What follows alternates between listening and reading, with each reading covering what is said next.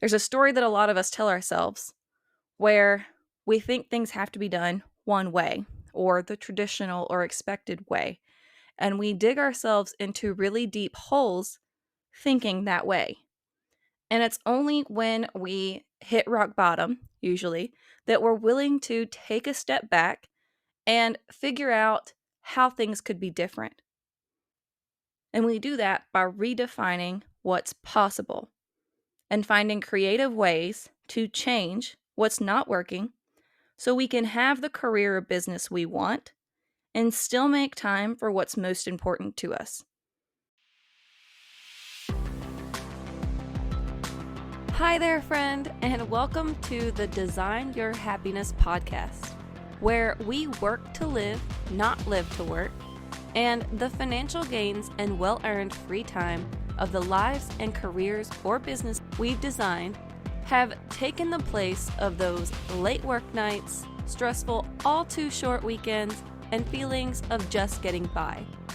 I'm Rebecca Hayes, a corporate girl who recently decided to branch into entrepreneurship because what I really enjoy is helping others define their own path. And for me, that comes at the intersection of the life you want, the career or business you enjoy, and the money to make it possible. And that's where Design Your Happiness comes in. So let's work together to reclaim your finances, reimagine your life and career or business, and redesign your happiness so you have the confidence, energy, and concrete strategies to build the life of your dreams. Are you in? All right, so today we're talking about how to make time for the most important things in your life. We'll be diving into what led you to this point that you need to make more time for what's most important. Then we'll get into my 3-step process for making that happen for you. And finally, I follow it up with a key mindset piece to help you actually get there. All right, so let's go ahead and get started. According to the Forbes Health One Poll survey that they recently did, 25% of people wanted to make more time for loved ones this year. That's a quarter of the people who took the survey. A quarter of people looked around at what they were doing and realized it wasn't working. They weren't spending enough time doing what was important to them, like spending time with loved ones. And we're actually just now at a month into the new year. And so if this was you, or if you're just realizing it now, let's ask yourself, how are you doing? Are you making the progress you wanted to? Or did January get you a little bit off track? Either way, if you fall into that 25% of people, then let's get into what are we going to do about that? Well, there are plenty of things that you can do, but I've found that doing things in a certain order, the order I'm about to lay out for you, saves you a lot of time and frustration in the long run. So, the first thing that I want you to do when you decide that what you're doing isn't working and you need to spend more time doing what's most important to you at this moment, what I want you to do is to figure out specifically what's not working. So, if you know what is most important to you right now, then what's stopping you from showing up the way you want to, when and where you want to? So, think about what it is that's most important to you, and then what's preventing you from actually doing it. What's keeping you from showing up the way you want? What is blocking your path? And I said be specific. I want you to identify the habits, the situations, or the specific circumstances in your life currently that's making it hard for you to spend your time the way that you want to. And let's not just accept the simplest answer here. Do the work and figure out what's really driving you in a different direction from what you say is most important to you. It's the specifics that matter here, because otherwise, how are we going to change it? If I say my job is getting in my way of me picking up my kids in the afternoon, well, I mean, is it in your entire job? Is there a specific aspect of your job? What is it specifically about your current situation that's preventing you from the thing or things that are most important to you? Because only then can we figure out how to change it. And that brings us to the next step. Once you've zeroed in on what's not right in your current situation, it's time to figure out what you need in order to make time for what's most important. So let's go back to that example I just gave, that what's most important for you right now is being there to pick up your kids from school. So what do you need to make that work? Your first thought, half jokingly, might be, well, I need a different job. But as we just discussed, that's not a sufficient answer. I mean, you might be right. You might need a different job. But it might also be possible to change your current situation to allow you to pick up your kids, if that's what's most important. And so when you just identified what's not working, what specifically is not working, take a look and then think about what you need to change about that in order to make it work. So maybe you have afternoon meetings that prevent you from getting to your kids' school on time. Maybe that's the specific aspect of your job that is the problem.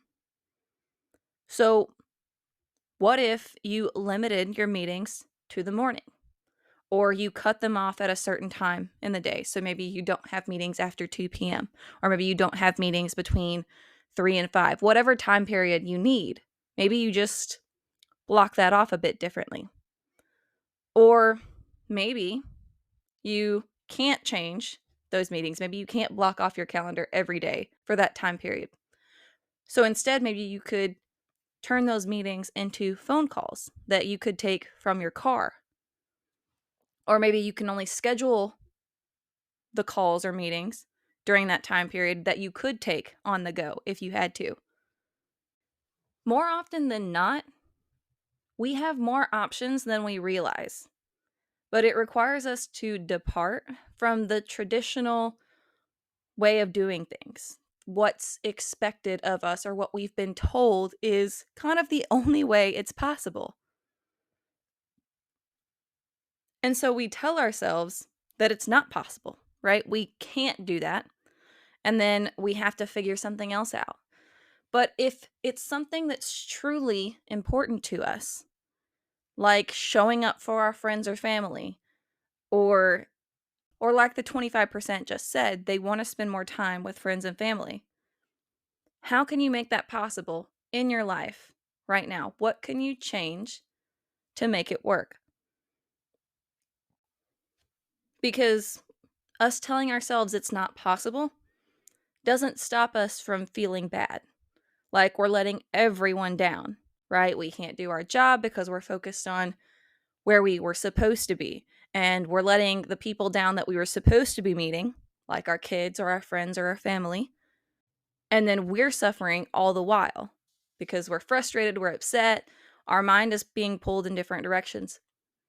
And so no one is getting served by that situation because we can't possibly be everywhere at once.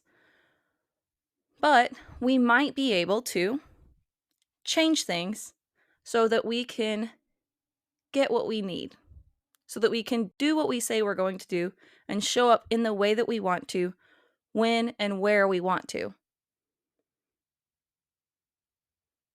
And we do that by redefining what's possible and finding creative ways to change what's not working so we can have the career or business we want and still make time for what's most important to us. There's a story that a lot of us tell ourselves where we think things have to be done one way or the traditional or expected way, and we dig ourselves into really deep holes thinking that way. And it's only when we hit rock bottom, usually, that we're willing to take a step back and figure out how things could be different. And that's what we want to do here. If you're trying to make more time for what's most important for your loved ones or whatever is your most important goal or objective or desire or ambition, then we have to change the story that we're telling ourselves. And like I said, redefine what's possible. When we get crystal clear on what's not working and then figure out ways that we could change it, we start to see things a bit differently.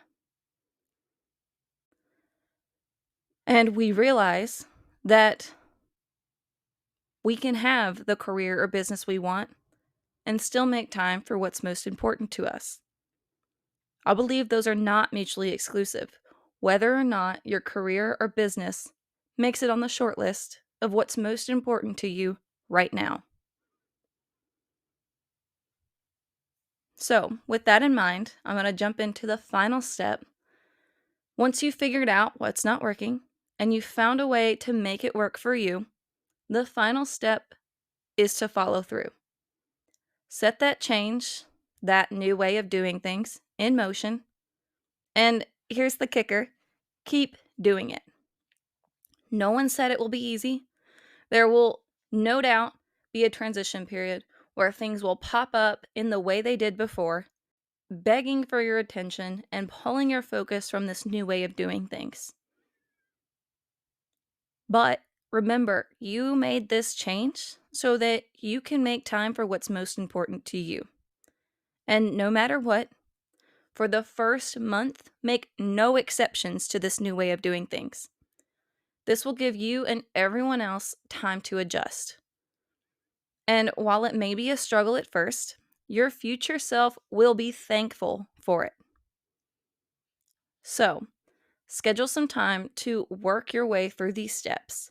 Figure out what's not working in your current situation, what you need to change to make it work for you, and then follow through on it without exceptions for at least a month.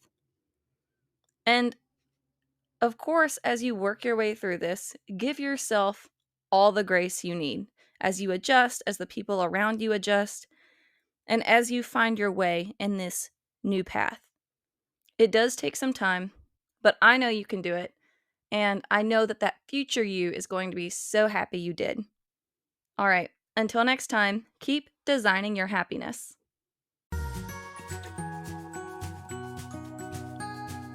Hey there, friend. We've made it to the end of another Design Your Happiness episode.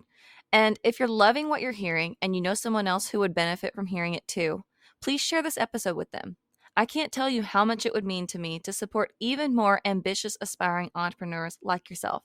So send them a text or a quick email with the link, and let's help even more people build the lives and businesses they've been dreaming about.